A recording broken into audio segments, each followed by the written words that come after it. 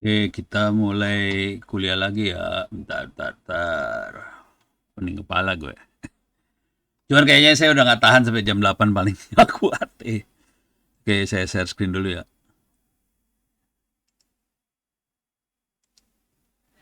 Oke,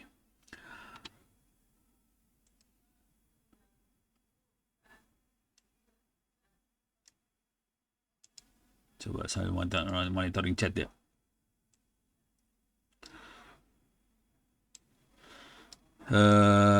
Buat semuanya tolong dikasih tahu ke teman-temannya hari Kamis pagi nggak ada. Jadi lihat rekaman ini aja anak-anak pagi. Jadi Kamis banyak dikorbanin nih. Tapi kan untungnya masih ada yang malamnya, jadi masih rada selamat lah. Jadi Kamis silakan. Oh, isanya jam 7 sekarang ya. Ya udah lain kali mungkin habis isa kali ya. Ya sekarang udah kagok lah. Saya isanya sesudah kuliah. Oke. Mana? Kuliahnya mana dia? Open course TTS ACD. Jadi yang Kamis pagi tolong dikasih tahu kuliahnya nggak ada. Soalnya Kamis besok saya harus ngasih workshop. Cuman Kamis minggu depannya juga punya masalah nih. Ini Kamis. Ini ngasih workshop. Ini Kamis tanggal 7 saya punya masalah. Soalnya saya harus dari jam 12 harus langsung cabut. Ada conference cloud di Sangrila. Jam 3. Jam 12 harus langsung cabut pakai KRL ke Sangrila urusannya. Oke. Terus tanggal 6-nya ada security-nya BRK lah apa. Pening kepala ada banyak banget. Sampai nangis-nangis nih urusannya udah. Ini hampir nggak napas nih tiap hari nih ya. Oke, itu besok. Terus tanggal 30 besok sebetulnya Tangerang mau nge-launching aplikasi Tangsel One.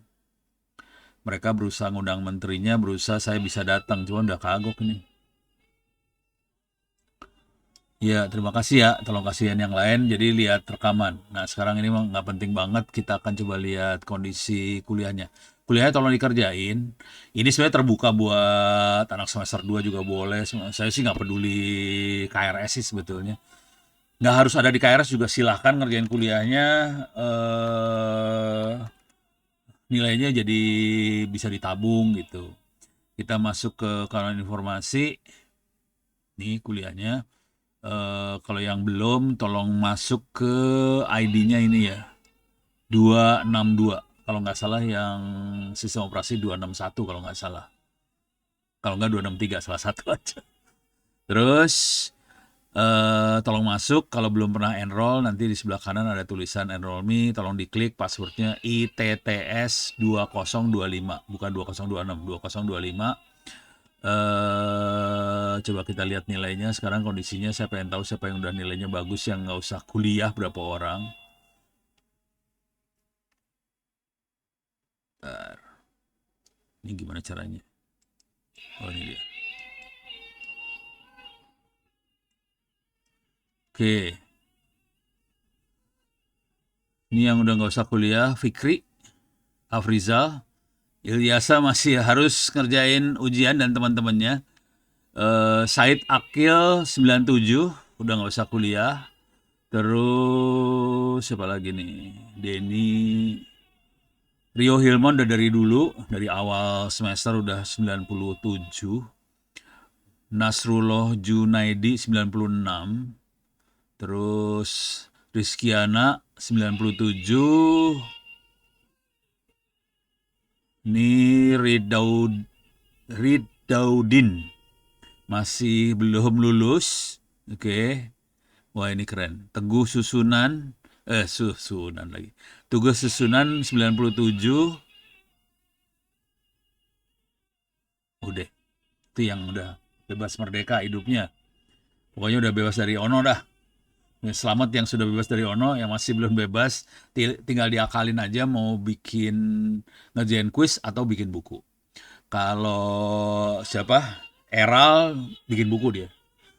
Nggak masalah bikin buku, saya sih nggak masalah. Cuman nanti kalau buat apa sih namanya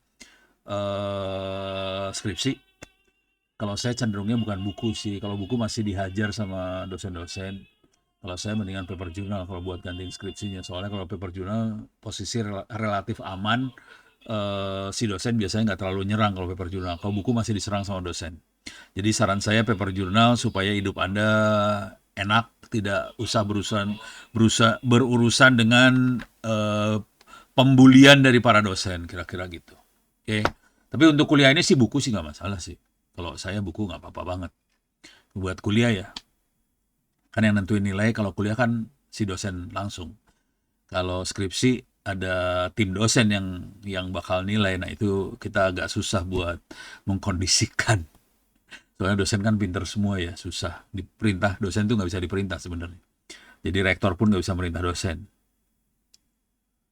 Kalau buat apps yang sudah jadi gimana, Prof? Kalau buat apps yang sudah jadi, gini cara berpikirnya. Kalau udah jadi apps doang, masih dihajar sama dosen-dosen. Kalau apps jadi yang download 100.000, dosen nggak banyak cincong.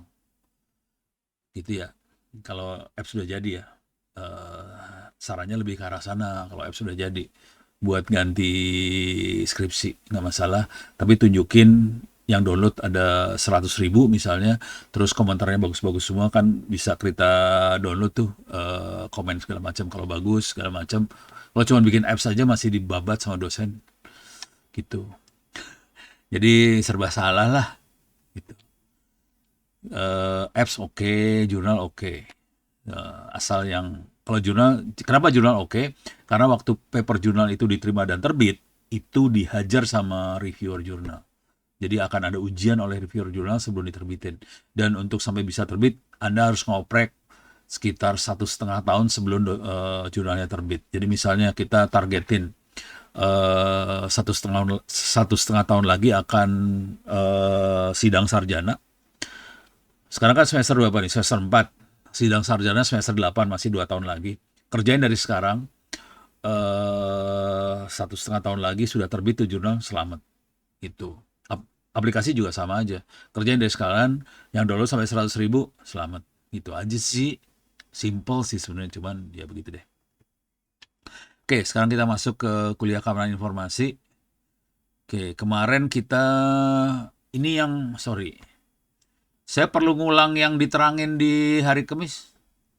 Masih takut masalah hukum. Kok takut masalah hukum sih? Kok ada masalah hukum sih? Nggak ngerti gue apa hubungannya sama aplikasi. Hukum apaan? Urusan blockchain. Nggak masalah. Gini cara berpikir. Yang masalah bukan blockchainnya sih sebenarnya. Yang masalah tuh Bitcoinnya. Bitcoin urusan sama hukum. Karena itu blockchain kan sebenarnya cuma database. Nggak ada urusan sama hukum dia mah. Blockchain dipakai buat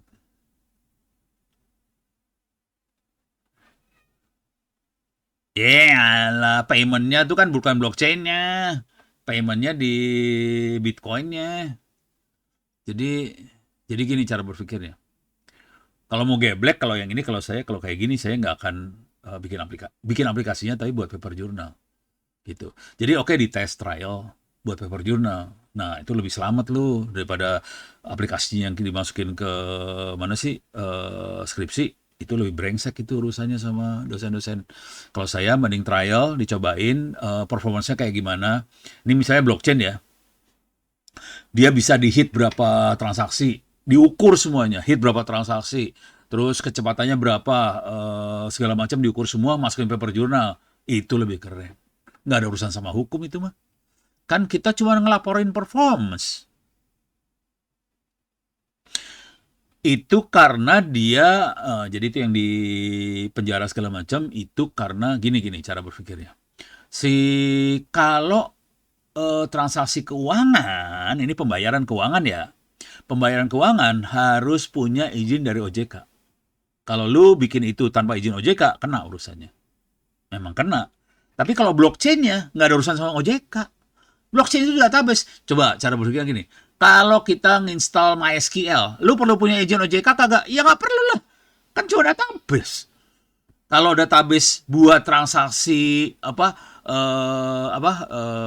tol, e-tol, pakai database kan belakangnya, baru urusan. Donasi masuk payment nggak? Sebenarnya masuk semua sih. Sebetulnya masuk payment. Tapi kalau misalnya tapi mereka akan mikir-mikir ya. Misalnya donasi untuk masjid, kita masukin pakai blockchain. Nah itu mereka akan mikir, soalnya dia akan nyerang agama. Nggak berani. Contoh, itu kemarin yang urusan uang apa BNI tuh 20 berapa miliar tuh punya gereja kan, horor lah lu di sama BNI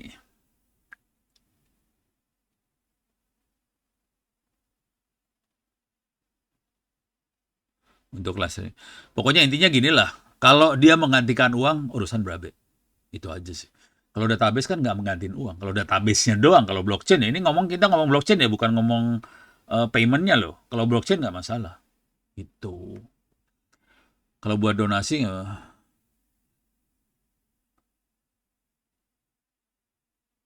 belum ada, karena belum di marketingin. Kalau udah kayak gini, kalau belum ada user organiknya segala macam, saya akan cenderung larinya ke paper journal. Kita ukur performance, kita ukur, jadi semuanya pengukuran ya, performance kayak gimana, bandingin sama metode lain kayak gimana. Jadi bandingin sama metode lain, performance-nya kayak gimana, di hit kayak gimana, dilakukan stress test, hitnya kayak gimana. Jadi betul-betul nganalisa performance. Itu mah nggak ada urusan sama OJK, nggak ada urusan sama segala macam. Paper journal juga aman-aman aja. Kalau saya akan cenderung ke paper journal kalau udah kayak gini. Soalnya kalau kita sampai harus operasional, lu harus urusan sama OJK, sama BI dan segala macam. Oh, bonyok dah lu. Nggak akan pernah jadi soalnya. Kalau kita performance doang, nggak masalah. Itu. Jadi kalau waktu kita ngerjain sesuatu kita harus mikir juga. Kekuatan kita terbatas sebagai mahasiswa, sebagai orang biasa terbatas. Kita nggak bisa semua dikerjain, apalagi kalau kita harus urusan. Soalnya kalau udah transaksi gantiin duit itu di Undang-Undang Republik Indonesia itu urusannya harus OJK sama BI.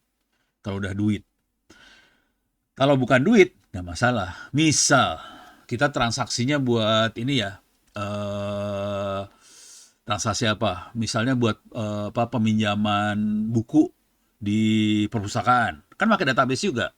Tapi dia bukan transaksi uang kan? Nggak masalah. Jadi si blockchain bisa dipakai buat berbagai macam transaksi sih sebetulnya. Bisa buku lah, bisa yang pakai database kan banyak banget sih. Kayak ini kan web ini juga pakai database di belakangnya. Nah, itu semua bisa pakai blockchain sih sebetulnya. Jadi harus berpikirnya gitu. Jangan kalau kita belum kuat posisinya, mendingan kita ambil yang jalan yang aman. Eh, Kalau mau aman masuk dunia akademik atau masuk dunia religius, masjid apa segala macam itu aman banget sih. Dan kita terkesan sebagai ini ya, eh wes itu websitenya Giliana Pay. Kalau Liana tuh nama cewek soalnya. Deh, gitu aja ya. Sip ya. Saya tidak akan, kalau udah kayak gini saya nggak akan mau jadi bikin aplikasi sih. Nggak berani. Terlalu riskan. Sayang waktu kita buang cuman urusan, kan toh kita harus bikin juga kan, dari bikin hal yang sama, tapi kita nggak usah perlu sampai jalan beneran, sampai deploy beneran, sampai operasional. Kita cukup bikin prototype, udah gitu kita tes tes itu udah bisa masuk paper journal, nggak usah sampai jadi banget. Jadi lu nggak ada tekanan harus ada 100.000 user apa segala macam, dites aja kemampuannya kayak gimana, stress test, speednya kayak gimana, hitnya kayak gimana, kekuatannya kayak gimana, servernya kayak gimana, bandingkan sama server yang lain kayak gimana. Nah itu udah jadi paper journal, selesai, selamat dah. Itu cari yang selamat-selamat aja dah. Hidup sekarang mah gitu aja dah. Tapi nama kita jadi naik ke atas tanpa urusan sama penjara gitu. Dan yang pakai database banyak banget sih soalnya. Oke. Jadi kemarin hari Kamis pagi saya ngajarin yang deteksi serangan, yang ini. Oke, rule base. Kelas yang ini udah diajarin belum ya? Perlu diajarin lagi nggak sih deteksi serangan rule base? Perlukah saya ajarin lagi? atau bisa ngelihat ini, ngelihat rekaman videonya aja. Oke, belum ada respons. Yang kemarin saya terangin adalah yang rule base tapi pakai snort. Itu yang diterangin kemarin pakai rule base snort. Oke, bisa dilihat di videonya. Tapi kalau disederhanakan kira-kira ginilah cara berpikirnya. Saya masuk ke Ono Center dulu ya. Snort. Nih, snort tuh kayak dia deteksi serangan, tapi serangannya dia akan ngelihat ini ya, paket yang lewat. Konsekuensinya kalau paketnya di encrypt dia nggak bisa lihat. Konsekuensinya kalau dia nggak bisa lihat, dia nggak bisa deteksi itu serangan atau bukan. Jadi gitu sih. Sama dengan antivirus. Antivirus juga sama aja. Dia harus ngelihat file exe yang ada di komputer. Kalau di file exe-nya ada byte kayak gini, itu virus apa? Byte-nya kayak gini, virus apa? Jadi dia udah punya tabel. Kalau byte kayak gini, virus apa? Kalau byte-nya kayak gini, virus apa? Udah ada tabelnya semua. Dan tabelnya itu diupdate. Itu namanya update database virus. Itu biasanya pakai duit tuh. Jadi orang pada langganan database, nanti orang yang langganan dapat updatean database-nya. Nah, cuman itu juga masalah kalau virusnya mulai dienkripsi gitu ya. Jadi antara intrusion detection system sama antivirus cara berpikirnya sama aja. Dua-duanya nyadap, dua-duanya ngelihat kalau kalau virus yang dilihat file, antivirus yang dilihat file, kalau network intrusion detection system yang dilihat paket yang lewat. Oke, payloadnya apa. Dan udah gitu kita bikin tabel. Oke, jadi bentuknya kayak gitu doang sih sebetulnya. Nah, kalau yang ini kita ada beberapa tool yang biasa kita pakai, yang sering saya pakai Snort. Walaupun ada tool-tool yang lain, Snort oke lah. Masih bisa kita pakai. Cara nginstallnya juga gampang. Bentar, ada yang 2404 nggak ya? Ya udah ini agak mirip lah, 2204 agak mirip. Cuman makin kesini kita lebih cenderungnya pakai Docker. Saya udah keracunan nih sekarang. Jadi saya kayaknya lebih cenderung pakai Docker. Saya nggak pakai kayak gini-ginian sih sebetulnya. Saya lebih suka pakai Docker. Oke, ini cara nginstallnya cuman update. Kita ngelihat IP address-nya berapa, ini IP address-nya. Harus diingat bahwa si Snort itu pada dasarnya dia pakai kayak Wireshark. Dia nyadap paket yang lewat. Hari hadapannya dibandingkan sama antivirus. Rules. Oke. Installnya yang ini sih sebenarnya instalasinya. Ini instalasinya. Anti IDS-nya sendiri, intrusion detection systemnya sendiri yang ini sih sebenarnya. Snort sama Snort Common. Ada dua rules. Snort rules default itu bawaan dari si Snortnya, ada Oink Master. Si Snort rules default itu buat bawaan. Kalau yang Oink Master dari komunitas gitu. Jadi ada apa? Dua ini ya. Pakai Kali. Enggak, ini mah bukan Kali. Ini mah nggak ada urusan sama Kali Linux. Jadi ini makhluk-makhluk ini tidak ada urusan sama Kali Linux ya, karena ini di server. Kali kan buat yang nyerangnya. Jadi ini di server banget. Kita instalasi ini di server buat deteksi serangan, tapi dia butuh ini. Nah, eh, teknik pertahanan yang lebih baru lagi, nah, itu nanti ya saya jelasin. Ini kita bentuknya cerita nih, bentuknya cerita. Udah. Nanti kalau udah, ntar di komputer saya di sebelah diinstal nggak ya? Coba gue cek bentar. Nih dia.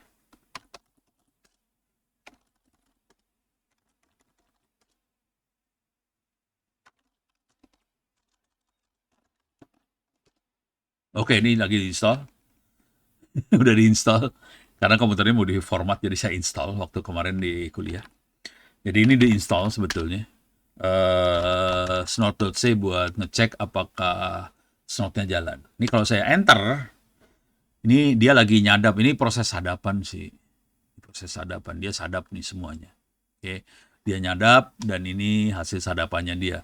Ini kira-kira komen lainnya dari Wireshark. Wireshark kan buat nyadap ya. Komen lainnya kayak gini. Oke. Ini kelihatan. Nah, ini dia nih, ada statistiknya. Ada berapa byte yang keterima,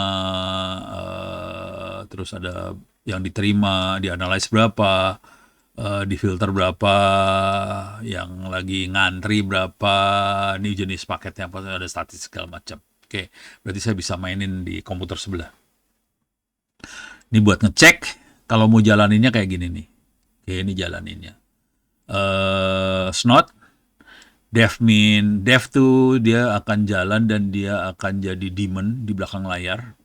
Terus lognya disimpan di var log snort. Host yang dimonitor adalah 192.168.0.0/24. Konfigurasinya di ET snort log. Yang jadi masalah dengan konfigurasi ini adalah lognya semua binary. Itu masalah besar karena kita nggak bisa baca kalau binary. Jadi saya biasanya nggak pakai kayak gini. Coba gue cek dulu. Lagi operasional nggak sekarang? Oke, sorry, salah. Oke, PSAX, grep, snort. Oke, tidak jalan di komputer ini snortnya. Jadi kita bisa jalanin. Kita lihat dulu var log snort ya.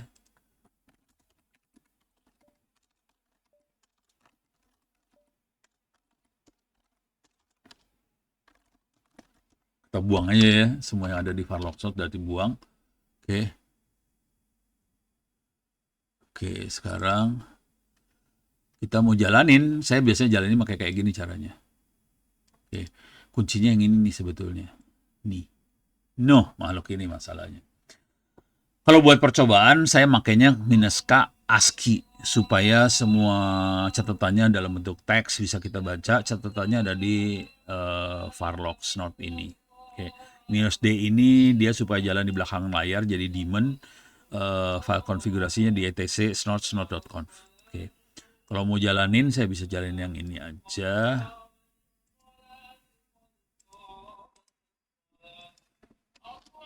Ini jalan di belakang layar. Kalau PSAX,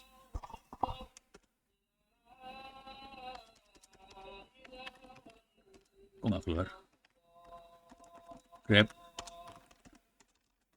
snort. Nggak keluar ini.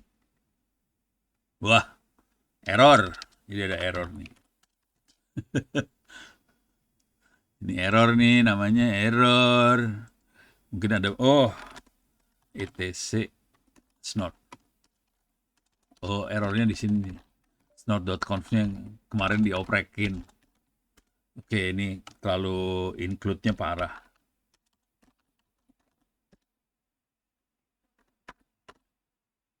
Nah, ini yang masalah nih. Nah, ini harus dibuang-buangin sih sebenarnya. Saya tutupin semua ya, banyak yang saya tutupin supaya bisa jalan. Kalau nggak dia ngamuk. Ini semua rules-nya ada di sini, harus saya buang-buangin. Apa namanya? Lupa. Ini dibuang-buangin nih kemarin waktu hari Kamis. Saya coba buka semua, akibatnya fatal banget, nggak jalan. Karena ada beberapa yang ngaco.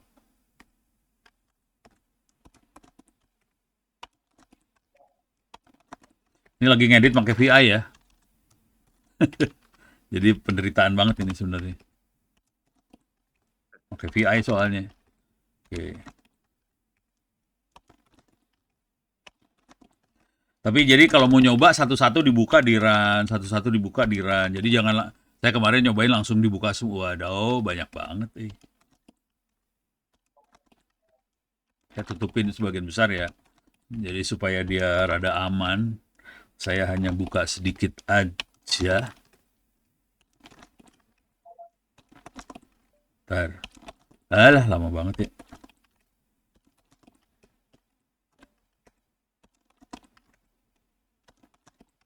Jadi ini rules-rules ini yang kayak database serangan sih. Bentuknya file text, bisa diedit, kita bisa bikin sendiri rulesnya sih. Sebenarnya kita bisa ngedit rules. Alah sih ya loba pisan.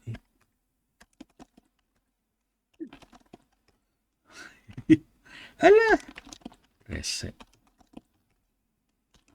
Ada spyware lah, ada SQL lah. SQL juga SQL injection ya. Telnet, TFTP, virus, VoIP, Ini ada web attack. Jadi sebagian filenya nggak ada sih. Eh,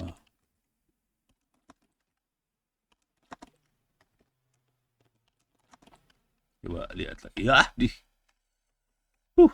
banyak banget. Nah, perhatiin ada yang rulesnya punya nama community. Yang itu yang dari Oink Master. Oink Master community sih.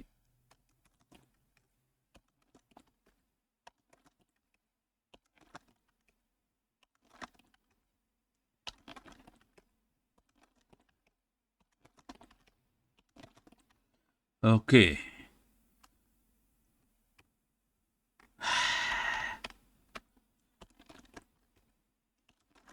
Kita tutup semaksimal mungkin ya.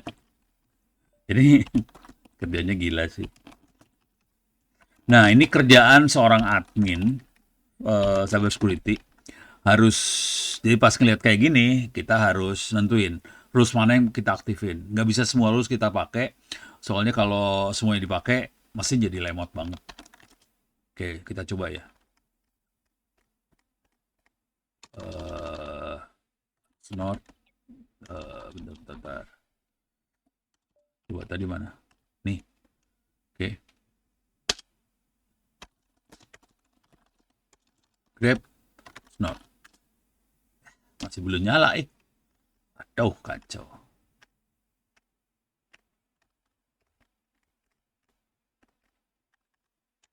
Coba saya edit lagi ya. Saya tutup semua, asli tutup. Kalau nggak nyala pusing kepala. Snort, con. Include. Ini perlu, yang ini perlu. Oh, local rules diperlukan. Oke. Ditutup. Ditutup. Tutup.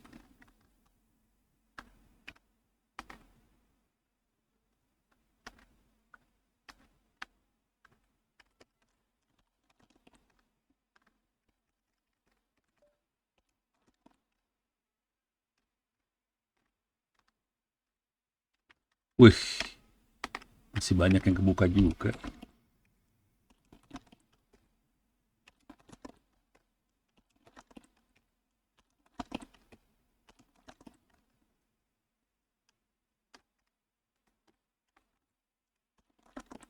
Masih banyak yang kebuka rupanya. Oke, doa nih. Oke. Nih jalan. Oke. Jalan ya. Capek banget. Tapi ya hampir nggak ada rules yang dibuka sih sebenarnya.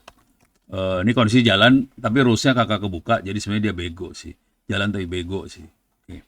Clear layar, ls. Oops, sorry. Var, lock, snort. Ini file lognya. Cut. Snort. Kosong, nggak ada apa-apanya ya. Nah, kira-kira kayak gini bentuknya. Saya harus buka sebenarnya beberapa rules buat deteksi serangan. Kalau mau diserang benar kita harus deteksi. Tapi ini prinsip-prinsipnya aja yang saya kasih tahu. Jadi rulesnya harus dibuka sih sebenarnya. Atau kita bisa loadnya bisa aja langsung load rulesnya langsung juga nggak apa-apa sih. Jadi kita load rules apa, kita ngetes rules bisa langsung. Jadi kalau kan tadi perintahnya kayak gini ya. -c etc snot.conf. Bisa aja rulesnya tuh ada di sini. Jadi rules, sorry ini ada etc snot rules. Nah, saya masuk ke etc snot rules. Rulesnya ini dia makhluknya. Oke, kita bisa aja kalau mau ngetes rules yang ini gitu. Kita -c-nya rules itu aja bisa. Jadi rules ini bisa jadi konfigurasi sih sebetulnya. Bisa dites satu-satu rulesnya yang mana harus kita tes. Oke, saya biasanya kalau ngetes saya akan main di local rules ini buat testing segala macam. Jadi main di local rules. Cara bikin rulesnya nggak susah sih sebenarnya, saya kasih lihat dulu ya. Cuman jujur waktu pertama kali saya ngeliat saya bingung sendiri juga nih rulesnya gimana cara berpikirnya sih. Nah, saya coba masukin ke yang coba telnet, ada sesuatu yang bagus nggak telnet? Wis, oke, oke, oke, oke. Eh, ini dia bentuknya alert, bisa lock ya. Ini alert, terus kita harus mastiin dia pakai protokol apa, transportnya, bisa TCP, bisa ICMP apa segala macam. Terus source-nya dari mana? Ini IP address dan port. Tujuannya kemana? Ini IP address dan port. Kalau telnet kebetulan portnya nomor 23. Nah, kemudian telnetnya, kalau dia ada konten ini di telnetnya, for the gift, langsung dia akan ngasih di lognya, di alertnya, ngasih kata-kata ini. Jadi message ini akan masuknya ke log. Oke. Terus yang dia lihat sebenarnya konten ini, kuncinya sebenarnya ini. Sisanya itu cuma informasi aja. Jadi dia referensinya CSV apa, CVS apa, kalau pakai Nessus nomor berapa, terus kalau kita tahu yang namanya TCP ini harus kuliah jaringan sebetulnya. Kalau di TCP itu ada sync, udah gitu ada acknowledge, ada reset, ada segala macam. Ini flow-nya to server, terus kondisi sync-nya sudah established. Terus ada konten. Ini boleh ditulis boleh enggak nih, flow to server segala macam ini boleh ditulis boleh enggak. Oke. Tapi minimal banget yang ini, minimal harus ada. Message-nya apa, terus kontennya apa. Udah dua itu sih minimalnya. Oke. Yang lainnya paling ini yang SID ya. Ini rules ID-nya. Ini kalau kita bikin sendiri SID-nya tuh kalau nggak salah 1 juta atau berapa gitu, angkanya gede banget. Ini kecil-kecil. Ini nggak boleh tabrakan, SID-nya nggak boleh tabrakan sih. Oke. Terus yang satu lagi adalah class type. Class type urusannya sama tingkat berbahayanya nih serangan. Ini perhatiin class type-nya adalah suspicious login. Ini class type-nya lebih kacau nih, successful admin. Ini class type-nya attempted admin. Terus ada class type-nya. Ini class type seru banget nih sebenarnya. Attempted admin. Bisa dilihat di class type-nya. Class type ini urusannya sama file yang ini. Jadi urusannya sama yang ini nih. Classification config. Oke. Kalau kita lihat, jadi kita harus bikin file-file ini sih. Classification config. Nah, ini dia classification config. Nih ya, kelihatan nih. Nih ya, attempted admin, attempted recon, apa segala macam. Nah, ini kita definisiin di sebelah sini nih. Ini kalau not suspicious, unknown, bad unknown, attempted recon, ini apa? Ini maksudnya apa? Ini dalam bahasa manusia, ini bahasa mesinnya. Nah, terus ini ada level bahayanya. Ada tiga biasanya ya oke, ini ada sesuatu gitu ya. Nomor 2 oke, mulai masuk bahaya tapi nggak bahaya banget. Yang ini bahaya banget. 1 tuh bahaya banget. Jadi 1, 2, 3 sih. 1 bahaya banget. Ini urusannya apa? Nanti ini urusannya buat dashboard. Jadi kalau kita bikin dashboard, kita langsung tanpa perlu nanya siapa-siapa, si program langsung bisa identifikasi. Oh, oke, ini bahaya. Ini masuk. Jadi ada beberapa serangan yang bahaya, ada beberapa serangan yang kita tidak tahu, ada beberapa serangan yang oke. Jadi kalau saya biasanya pakai lampu lalu lintas sih, merah kuning hijau. Jadi kalau 1 tuh merah, 2 tuh kuning, 3 tuh ya antara kuning hijau lah. Ini 4 tuh hijau gitu. 1 merah lagi gitu. Jadi kayak gitulah. Ini urusannya buat merah, kuning, hijau. Kalau kita bikin dashboard, ada berapa yang merah, berapa yang kuning, berapa yang hijau. Jadi kalau dashboard biasanya mainnya warna aja, merah, kuning, hijau. Pada zaman dulu kala, bukan pada zaman dulu kala sih, sebenarnya sekitar sebelum COVID sih waktu itu. Jadi kejadian di sebelum COVID sih. Jadi teman-teman pada bikin dashboard buat serangan. Tapi dia nggak pakai merah kuning ijo. Jadi ini nggak dibikin nih sama dia merah kuning ijonya. Yang dia bikin apa? Kalau di serangan kan kalau kita lihat tadi, kalau kita lihat di sini rules,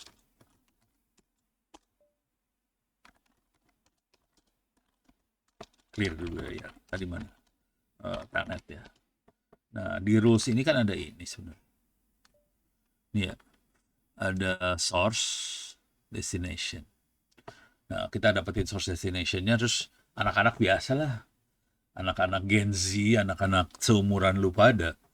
Dia bikin peta dunia, udah gitu dia cari geo IP-nya, jadi dia tahu sumber serangannya dari mana, terus dia bikin gambar kayak rudal gitu.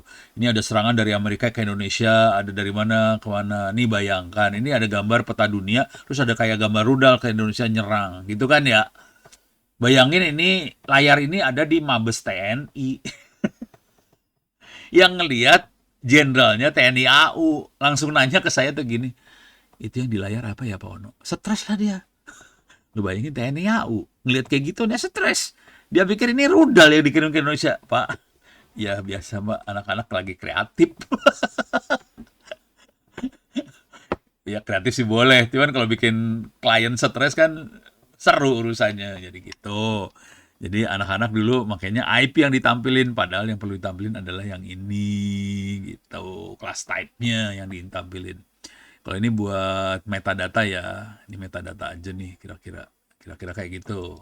Perhatiin konten-kontennya. Dapat konten ini dari mana? Dari kita nyadap serangan. Jadi waktu ada serangan kita harus pakai Wireshark, pakai nyadap, kita cek banget ini konten yang dikirim seperti apa, ini dimasukin ke dalam database ini. Jadi database ini kita bikin manual. Ada kayak ginian. Jadi kira-kira gitu ya. Oke. Ini rules-nya bisa kita buat. Jadi kalau kuliah cyber security beneran, saya local rules ini masih kosong local rules. Kita bisa bikin local rules-nya itu di sini. Local rules itu rules buat lokal ya. Coba saya di sini ada sih. Di sini ya. Saya back dulu.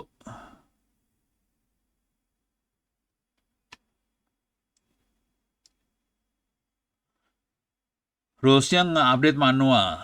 Jadi rules-nya jadi Snort cari duitnya, jadi sama-sama antivirus lah.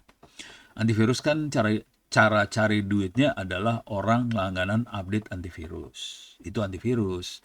Snort juga jualan updatean rules juga. Jadi mereka hidupnya dari update rules gitu ya. Ya.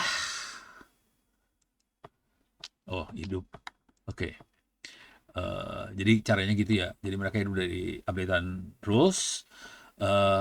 Cuma saya harus kasih tahu masalah besarnya ya. Rules ini bisa dibuat kalau paketnya tidak dienkripsi.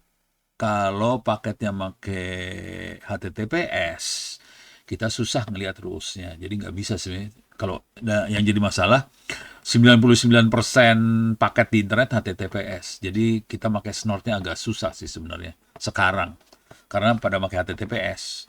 Kalau Snort-nya dipasang di server, sesudah HTTPS-nya lewat, kita masih bisa deteksi. Gitu. Tapi biasanya saya nggak pakai Snort kalau udah di dalam server. Kita pakainya WAF, Web Application Firewall, kira-kira kayak gitu. Ini saya kasih lihat cara ini Snort nih. Oke, coba menulis rules buat pemula di sini ya. Kita bisa bikin rules sendiri sih buat pemula, buat belajar ya.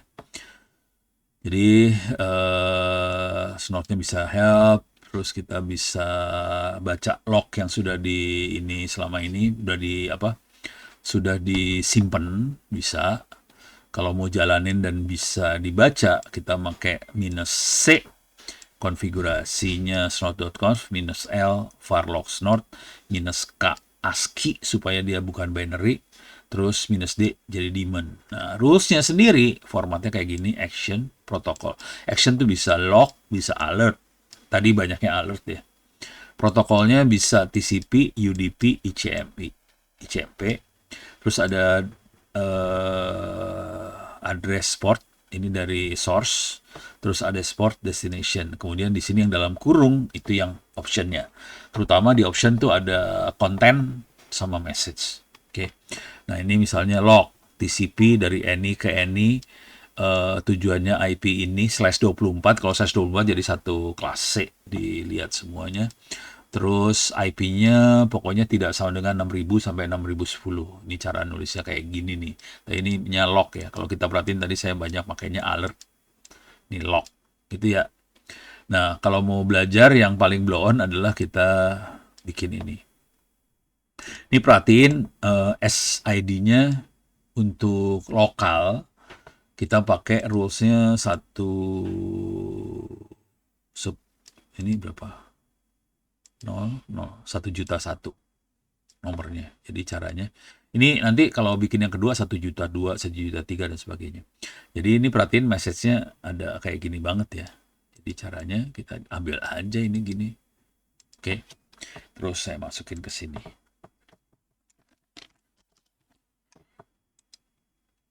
Oke. Itu ya. Oke. Ini kita save. Oke. Supaya itu kedetek local rules-nya saya snort.conf saya edit dulu. Local rules. Oke, local rules sudah kebuka, di include di local rules-nya.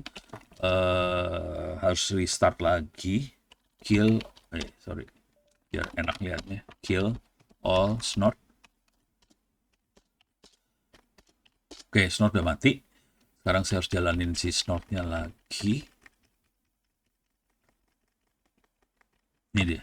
Ini ya. Enter, jalan. Local rules yang kita bikin ada. Oke, clear layar. CD var log snort. Oke, more snort alert. Nggak ada isinya. Cuman saya belum install telnet. apt install telnet. Saya install telnet dulu biar bisa di telnet. Kalau nggak bisa di telnet makhluk ini ya. Telnet tidak baik karena telnet itu kita bisa nge-remote satu mesin tanpa enkripsi. Ini sekarang telnetnya saya install sambil rules-nya saya jalanin ya. Cuman yang jadi masalah tadi dia rules-nya ngelihatnya 192.168 sekian. Oke, ini telnet saya install. Nanti saya coba telnet ya. Mudah-mudahan kedetek di log-nya. Coba, kalau nggak saya cobain. Tar, saya bikin dua sekaligus aja ya.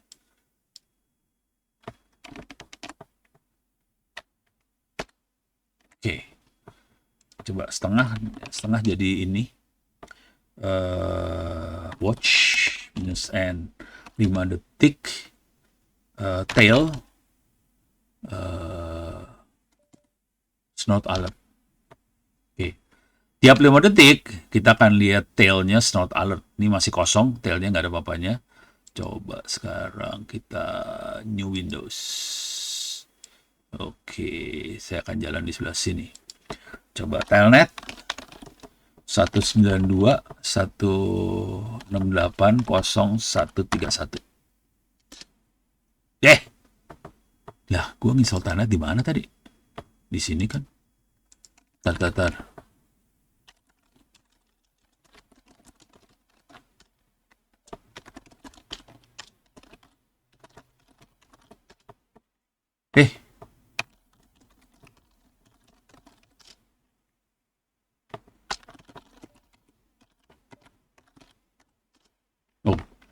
Telnet tuh apa jalaninnya ya? Telnet tuh jalannya bukan telnet soalnya. Apa ya, lupa sih. Coba jalan ChatGPT biasa udah lupa.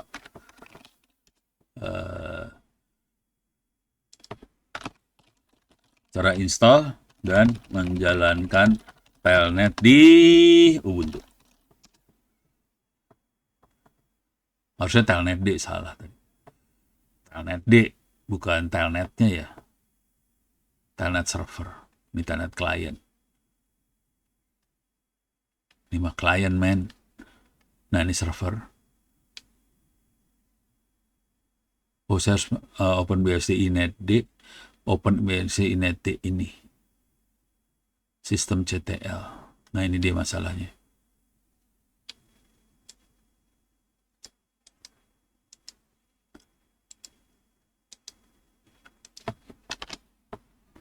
Oke, OpenBSD-nya belum di-install. Oke, biar dia yang install dulu ya, 86% udah ke-install. Kemudian saya harus restart.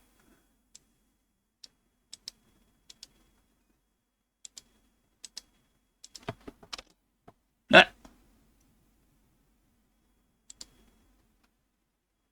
kita, ya, aku udah install tetap aja kagak ada. Coba ulang lagi.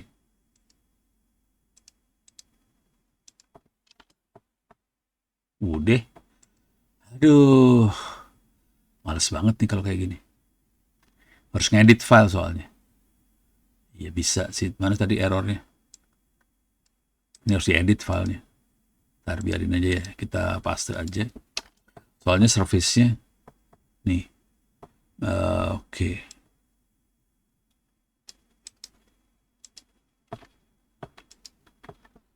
Solusi untuk ini. Jadi kalau ada error, caranya copy paste aja.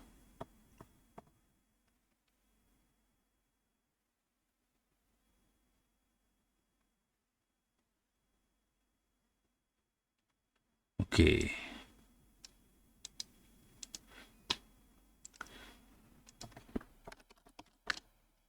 Saya paste nih.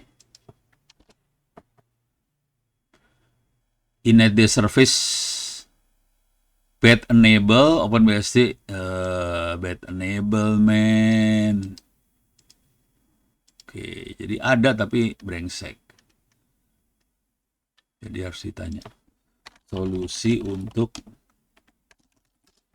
aduh, ini jadi masalah debugging kayak ginian males banget ya. Maksud saya nggak kayak gini doang.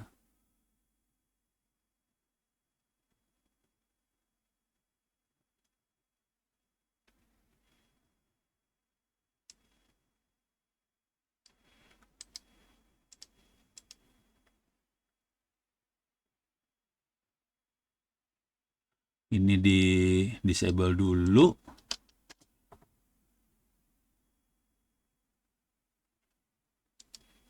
Terus kita kerjain lagi.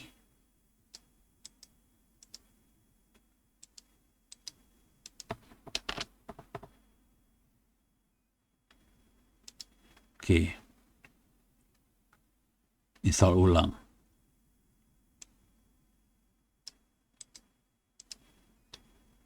Ini saya berani kayak gini soalnya ini komputer mau saya format sih. Pakai Ubuntu 2604. Makanya gue hajar habis-habisan aja udah. Paling hari weekend minggu depan lah. Oke. Mudah-mudahan jalan ya. Sistem CTL di main relate 30, 41, 47, 59, 65, 7, 94, 100 sebentar lagi. Come on, 100%. Oke, sekarang paste. Reload. Oke. Terus coba kita lihat. Ini jujur yang zaman dulu kalah lebih gampang sih, cuman enable udah enable beneran, oke banget. Oke. Oke. Ini kondisi udah enable. Sekarang kita coba masuk dari sini ya. Kita watch clear layar. PSAX, sorry. PSAX grab snot. Ini snotnya kondisi masih jalan. Terus kita akan watch. Coba bentar. ls watch -n. Tiap 5 detik tail snort alert. Tiap 5 detik dia akan lihat snort alert. Sekarang kita akan telnet ke situ. Wish, ada cucu datang nyari eyangnya. Cuma tetap aja nggak bisa di telnet. Rese nih. Coba IP-nya berapa sih? If config. Wah, bener 131. Tapi nggak bisa di telnet. Localhost. Oh, nggak ada. Eh,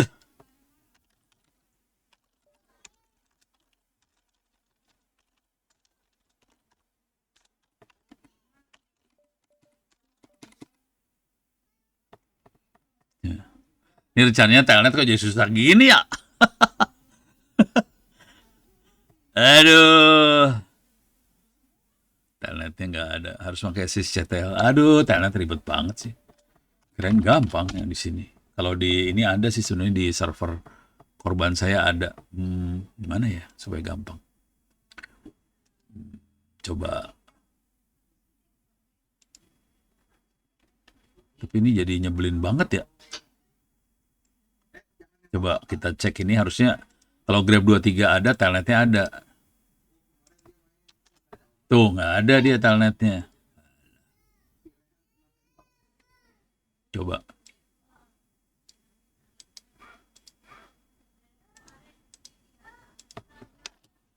Coba kita cek lagi.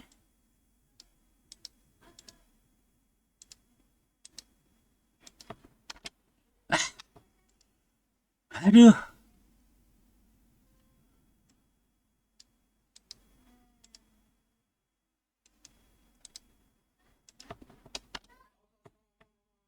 Maksa gedein lagi nih. Telnet. Sorry. Oh, ini makan nano ya. Aduh, nggak enak makan nano. Aduh, biasa pakai VI. Telnet.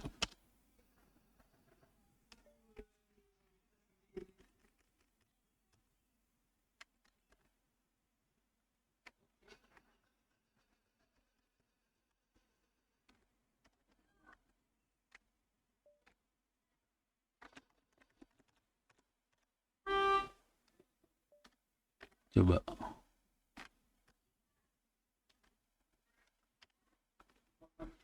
Coba. Nih, inet.conf saya buka ya. Coba sekarang saya restart lagi.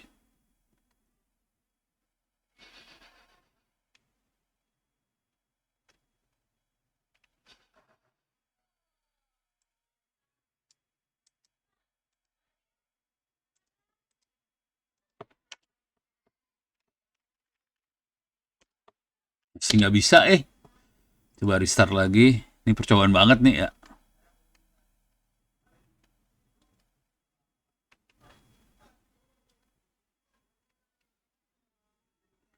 eh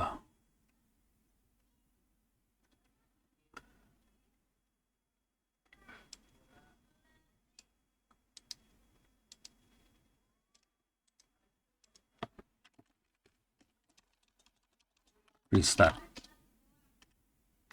Status.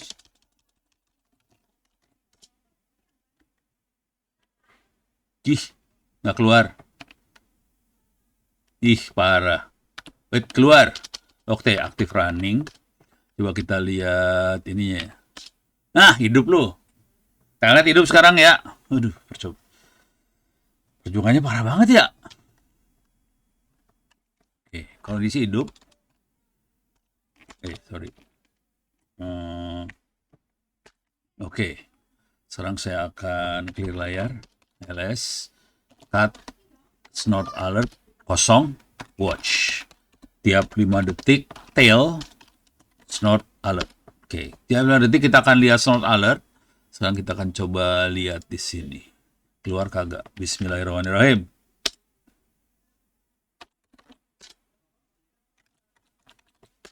Nggak keluar,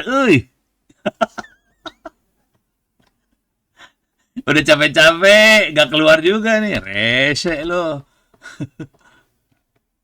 Oke. Jadi nggak keluar. Coba ls cut snort alert, nggak ada. Cut snort alert fast, kagak ada. Ih, rese. Ya begitulah perjuangannya. Snort.com. Oke, coba gue cek dulu ini ya, IP-nya harus benar juga. Atau ginilah cara yang paling gombal di dunia ya. Kill all snort. Snortnya dimatiin semua.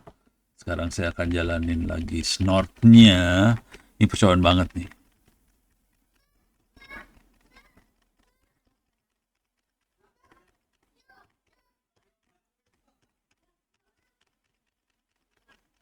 Ini dia. Konfigurasinya saya akan masuk etc snort rules lokal. Oke. Ini lagi ngaco sebetulnya. Tar. Varlock snort. Oke.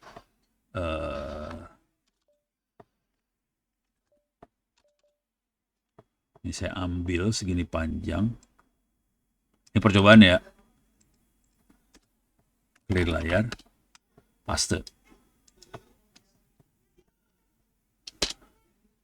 Iyalah. Oh, ada kayak gini. Rules. Oke. Clear. ls. Ini ada alert. Cut alert. Kosong alertnya ya. Watch minus n 5. Tail alert. Oke, sekarang tail alert. Sekarang kita lihat dari sini ya. Bismillahirrahmanirrahim. Waduh, kaget ditembak. Aduh.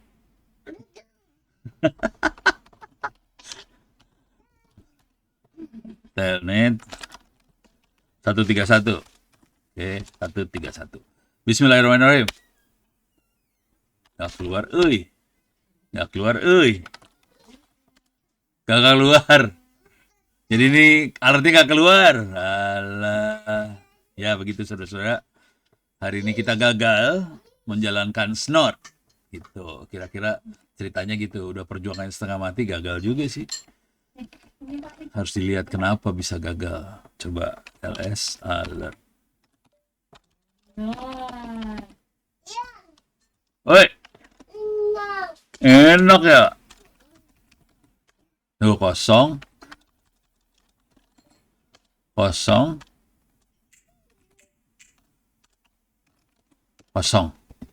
Jadi harus di utak-atik pasti ada yang salah sesuatu lah, nggak tahu kenapa sampai nggak keluar. Harusnya keluar sih, keluarnya tadi kata-katanya ada yang telnet ke sini kayak gitu-gitu sih. Nah, waduh, ini kakeknya ditembakin sama cucu nih.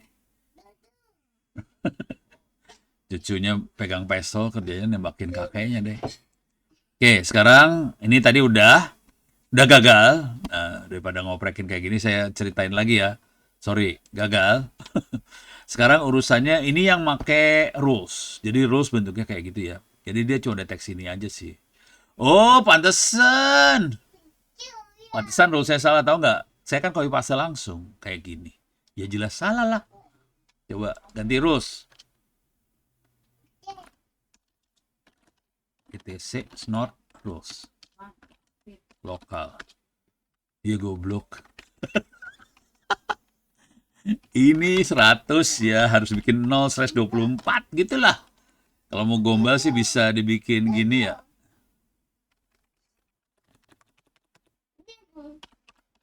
Nah, ini mah gelo nih.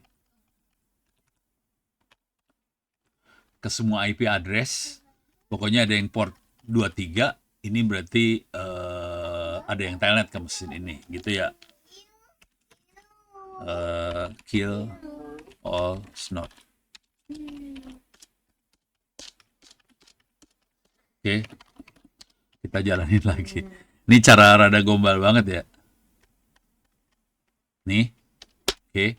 Dah, sekarang kita watch lagi. Nih, watch alert.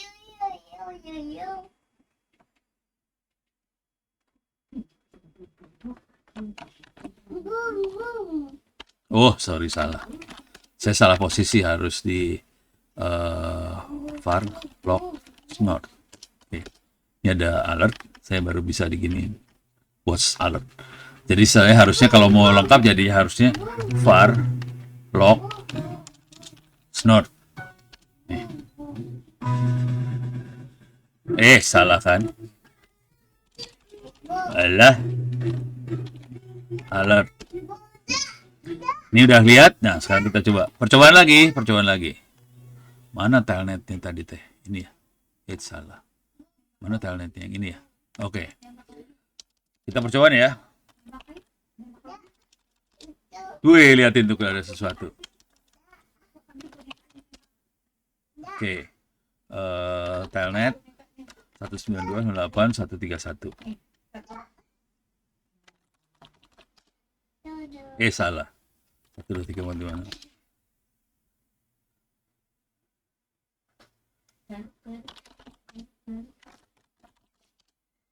Oke. Ini kelihatan jalan terus tuh tadi. Ada banyak.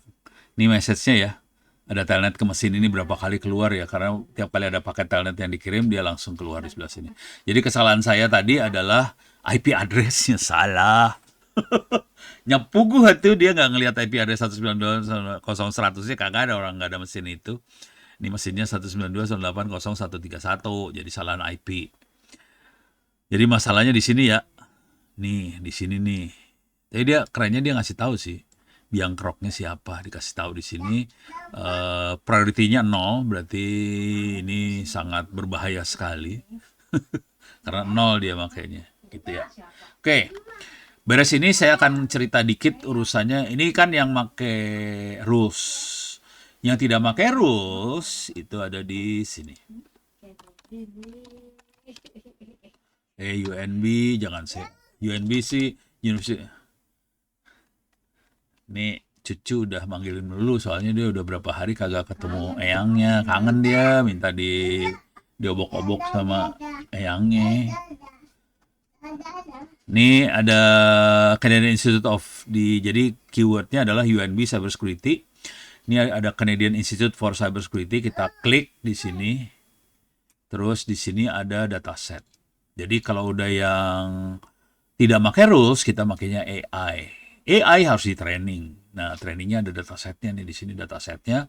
Kita harus training, bisa pakai unsupervised learning. Jadi ini harus belajar AI sih urusannya, unsupervised learning atau super. Ini kebetulan ini datasetnya udah dikasih label. Jadi kita bisa aja supervised learning, kemudian dapat model. Dari model itu kita bisa deteksi serangan di tergantung jenisnya ya. Di sini ada dark web, ada DNS set, ada IDS, ada large language model, ada graph, apa banyak banget sih di sini. Okay. Jadi tergantung kita yang dan ini datasetnya gede-gede ya, hati-hati. Ini kelihatannya tinggal diklik doang, tapi ini gigabyte, ini sekali download gigabyte ini dataset. Dataset gede-gedean di download, terus kita harus ngembangin model berdasarkan ini. Gitu. Sarannya kalau mau belajar serius belajar kayak gituan, bisa masuk ke s.id/free-oep-ebooks. Jadi ini gabungan ilmu antara cybersecurity sama AI sih sebetulnya. Di sini ada buku-buku AI buat cybersecurity juga ada. Kalau nggak salah saya masukin ke folder cybersecurity. Di sini ada folder cybersecurity sama cyberwar. Kalau kita klik di sini, cybersecurity sama cyberwar, di bawah sini ada ini dia, AI dalam cybersecurity. Contohnya, oke. Ada AI di militer. Cuman yang AI cybersecurity kayak kalau nggak salah ini ada source code-nya sih. Jadi cari yang ada source code-nya ya. Ini ntar harus dibaca-baca. Ini reinforced learning, studi kasus. Ini kelihatan. Contoh skripnya udah mulai ada. Terus bagaimana mainan dengan datasetnya segala macam. Silakan dibaca yang AI dalam cybersecurity ini. Sekitar berapa halaman? Ini saya geser ke atas biar kelihatan. Ada 160 halaman lah kira-kira, bisa dibaca-baca. Di sini ada source code-nya, jadi rada lumayan. Kalau mau serius banget tentang source code ini, Sarannya bisa masuk ke sini, Asosiasi Manajemen Indonesia. Nggak ada hubungan sih sebenarnya. Tapi kebetulan filenya saya taruh sini nih. Ada buku pegang. Ini kalau ini pakai orange. Kalau mau yang lebih serius, Python untuk ada di bawah kayaknya.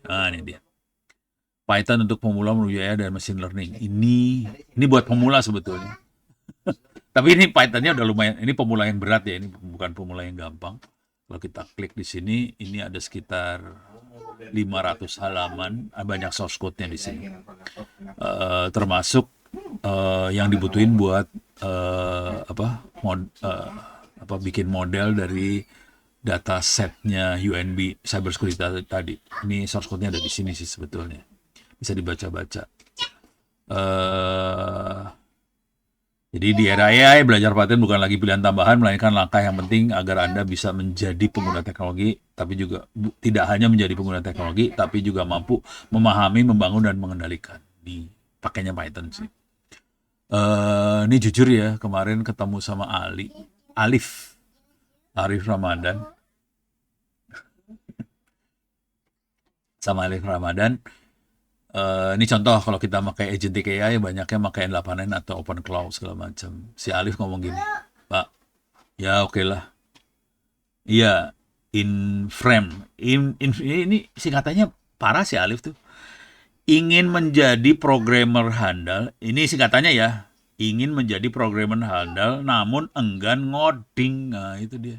Saya juga pas dengerin, itu singkatan dari apaan sih? Ingin menjadi programmer handal, namun enggan ngoding. Dasar lu kelakuan.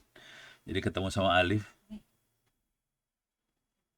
Iya, anaknya jago sih ternyata. Si Alif jago banget bejigur tuh anak jago. Jadi si Alif bilang gini, Pak, kalau mau agentic AI pakai N8N sama Open Cloud, ya bisa-bisa aja, tapi mesinnya berat banget. Jadi bukan solusi kalau buat production. Kalau cuma buat POC aja, proof of concept oke, tapi kalau mau production nggak rekomend, si Alif bilang. Nah, oleh karena itu Alif bilang pakai Python aja kalau udah kayak gitu. Kalau udah productionnya ya. Ini Alif. Jadi tadi pagi Ruby Alamsyah tuh forensik nomor 1 Indonesia, kebetulan datang ke rumah tadi pagi.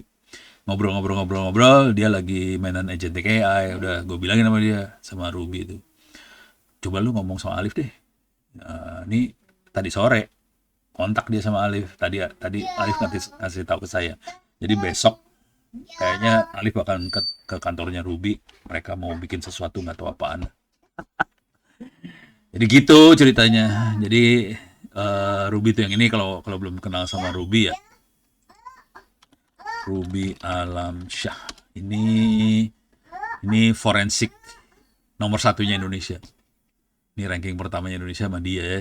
Datang ke rumah tadi pagi iseng. Dia lagi iseng banget kadang-kadang orangnya. Tampangnya sih muda, padahal sih anaknya udah mau sarjana, itu anaknya di Australia sih, di Queensland. Itu ada 2 dia anaknya. Itu ceritanya. Beres ya? Oke, ada pertanyaan? Ada pertanyaan? Nah ini tolong dibaca aja. Ini yang dibutuhin untuk yang AI base. Jujur yang AI base masih pada tahapan riset S2 S3. Jadi kalau Anda masuk dunia yang ini, bikin paper jurnal tentang deteksi serangan pakai AI segala macam, bikin paper jurnal tembusnya lebih gampang sih. Dan itu bisa dipakai buat gantiin skripsi banget. Kira-kira kayak gitu.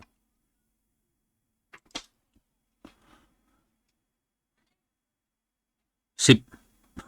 Silahkan di-download seluruh ini ya, sekitar 2,2 giga sih. Silahkan diambil, di copy, disebarin ke anak-anak, dipakai bikin nulis buku apa segala macam. Kalau mau lulus kuliah ini sih bisa aja buku ini diparafrase jadi buku lagi. Atau kita bikin buku AI untuk deteksi serangan gitu ya, bisa. Jadi pakai ChatGPT aja buku ya buat deteksi serangan. Wah ini cucunya udah ayo, eyang, ayo, eyang. Nah, ya udah nasib dah. Itulah sebagai seorang kakek, cucunya udah mulai geret-geret. Oke, hari Kamis saya kuliah nggak ada. Mudah-mudahan materi ini bisa gantinya hari Kamis. Kita ketemu lagi hari Senin depan. Saya coba cek kondisi jadwal. Ini kondisinya jadwal udah ngeri banget sih sekarang. Oke, ini jadwalnya kosong. Mudah-mudahan kosong, nggak ada apa-apa. Jadi Senin harusnya kita bisa kuliah. Cuman Selasa pagi-pagi jam 6 pagi saya harus berangkat ke Serang. Jadi mungkin saya nggak bisa sampai malam banget, gitu ya.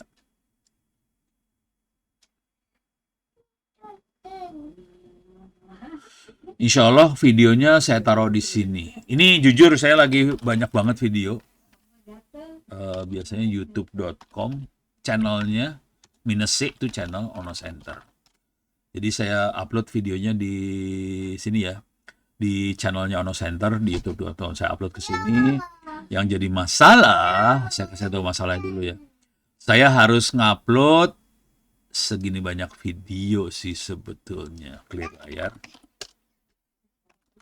Video. Nih video-video ini belum ke-upload semua nih.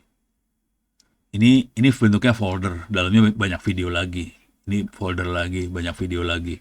Ini di SMK Negeri 6 kemarin ngasih workshop tentang IP versi 6 sama sedikit cyber security, harus diupload lagi. Termasuk kuliah hari ini harus diupload juga.